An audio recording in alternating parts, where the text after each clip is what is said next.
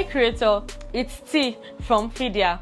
As a creative, one of the most important things to have is your portfolio, as they basically market you and attract your next client and possibly employer. Fidia allows you showcase one or more of your works put together as a portfolio on your creator profile. Here is how to create a portfolio in your Fidia account. When you log into your Fidia account, on the left side of the screen, click on the My Profile tab, click on Projects, and click on Add New Project. Enter a general title for your project and go ahead to upload the file, either an image, a GIF, or a video. Enter a title for the particular project as well as a description of the project. Click on Add and then Save.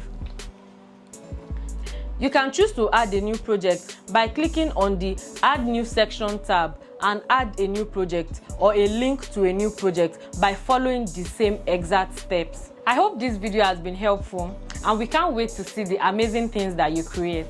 Keep creating and we keep sorting out payments for you. I'll see you in the next video. Bye guys.